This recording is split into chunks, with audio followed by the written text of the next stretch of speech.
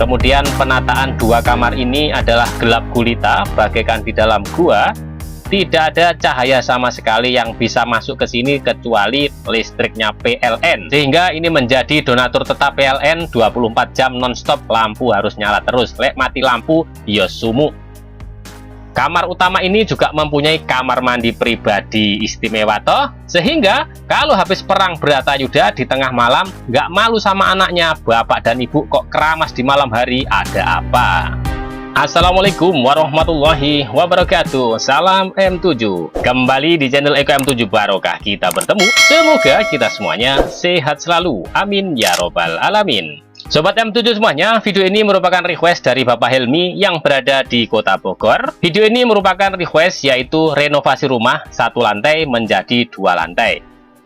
Ini adalah denah awalnya. Denah awalnya depannya adalah sini adalah jalan, kemudian kanan kiri rumah orang. Tetapi pada sebagian pojok sini itu ada jalan tembusnya. Kalau yang ini adalah rumah orang.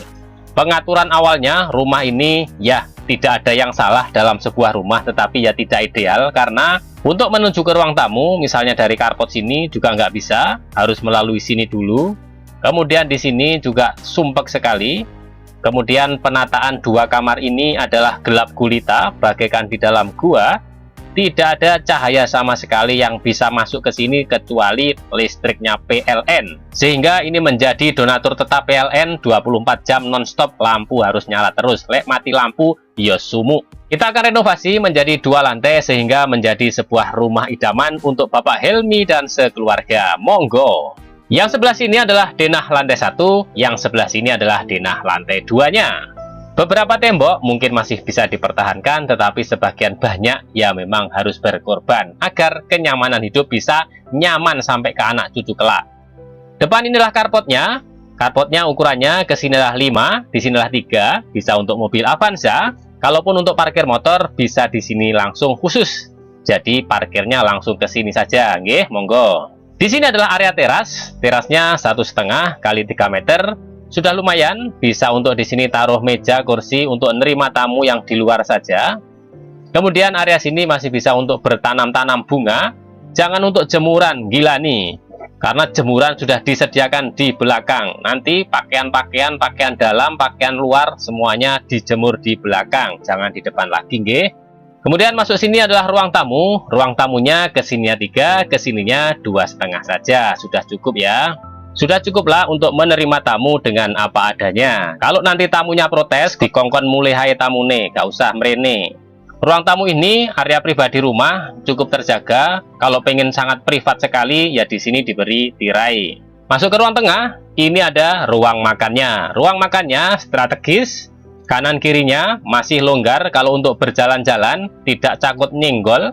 Bisa untuk 4 orang, kalau kurang ya nanti bisa sambil duduk di sini. Ini adalah ruang TV, di sini TV-nya, kemudian ini sofa, dan sini adalah mejanya. Akses masuk rumah ini juga bisa dari arah samping sini. Di sini adalah jendelanya. Kemudian masuk ke sini, ini adalah dapurnya. Dapurnya cukup luas, ke sini adalah 4 meter.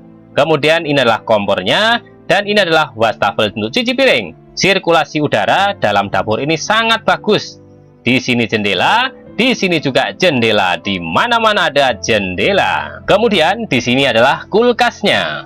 Pada area lantai 1 ini penguasanya adalah kamar tidur utamanya ini. Kamar ini sudah cukup besar karena ukurannya ke sininya 5, ke sininya 3, sudah kayak sultan. Masuk ke sini adalah kasurnya. Kasurnya ukurannya adalah 160 kali 2 meter, bisa untuk joget-joget berdua. Di sini adalah lemari panjang, kemudian di sini ada meja rias, di sini adalah bisa meja kerja. Koyok nang hotel, mejane apik. Sininya meja rias dan sini kursinya meja kerja. Meja kerja menghadap ke area jendela sehingga kalau untuk nulis surat bisa jelas, gak keliru. Dan di sini ada TV-nya, bisa nikmati film berdua, tapi tangannya jangan kelayapan kemana-mana. Kamar utama ini juga mempunyai kamar mandi pribadi istimewa toh, sehingga kalau habis perang Bratayuda di tengah malam, nggak malu sama anaknya, bapak dan ibu kok keramas di malam hari, ada apa? Dengan memiliki kamar mandi seperti ini, kamar mandinya pada posisi arah sini, ini adalah kosong, etikanya sangat bagus. Kemudian di sini adalah WC-nya, WC jongkok. Dengan posisi BAB oral, tangan kanan berada di kanan sehingga kalau untuk cebok nggak melungker tangannya. Di sini adalah bak mandinya, ukurannya sudah 2 kolah, 270 liter lebih sehingga sudah air suci.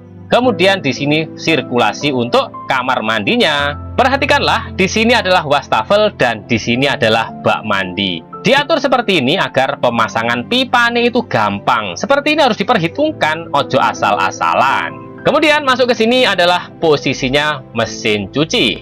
Mesin cucinya di sini dekat dengan kamar mandi sehingga pipa airnya pembuangannya juga mudah, jangan ditaruh di dekat-dekat sini. Kemudian posisi dari WC-nya, dua-duanya tidak hadap kiblat dan tidak membelakangi kiblat karena kiblatnya arahnya ke sini. Kamar mandi ini panjangnya 2 meter sehingga walaupun posisinya seperti ini, tidak takut dengkulnya natap sini karena sudah 2 meter pasti cukup. Kalau dengkulnya natap, ancene pecicilan sikile. Untuk bak mandinya juga sudah memenuhi 2 kolah. Sirkulasinya udara mengarah ke sini. Di sini nanti adalah jemuran atau cuci basah. Untuk keluar sini memakai pintu geser biar efektif dan efisien. Area sini untuk jalan karena di sini bisa untuk keluar nang omahe tonggo nih. Kemudian di sini adalah area taman, jadi nanam bunga masih bisa di sini. Sobat M7 semuanya, sekarang kita naik dari sini, naik ke lantai 2. Posisinya adalah seperti ini. Nah, seperti inilah naiknya.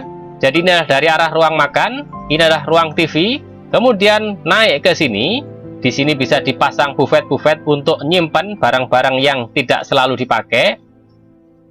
Tangganya adalah seperti ini. Berbelok sini, kemudian sampailah di atas di lantai 2-nya. Bawahnya sini, di bawah tangga, itu difungsikan untuk kamar mandi. Nah, kamar mandi ini, sebagian sini, di atas bak airnya ini adalah bagian tangganya. Untuk ketinggiannya, sudah sangat aman untuk kepala, karena pada posisi ini sudah 2 meter. Walaupun berdiri sini, mau BAB mau jongkok, nggak takut kejedot kepalanya. Untuk tangganya, posisinya sudah ergonomis, ke sini adalah 1 meter, tiap yang diinjak itu adalah 30 cm, tiap naiknya 20 cm. Sekarang naik ke lantai 2, sampai di sini adalah area untuk ruang TV. Ini adalah sofa, di sini adalah TV-nya. Bisa untuk berkumpul seluruh anggota keluarga. Di sini adalah musolanya. Musola ini mempunyai sirkulasi udara yang sangat enak. Di sini adalah jendela, 3 daun jendela. Jadi posisinya adalah seperti ini. Di atas sini ini musolanya, kemudian nanti jendelanya di sini. Di sini adalah kamar mandinya. Posisinya adalah seperti ini, tidak hadap kiblat dan tidak membelakangi kiblat. Kemudian di sini adalah bak airnya. Posisi kamar mandinya ini berada persis di atasnya kamar mandi lantai 1. Posisi kamar mandi di lantai 1 dan lantai 2 sama persis atas bawah agar mudah untuk pemasangan pipa-pipa air dan sanitasinya. Kamarnya ukurannya adalah 3x3.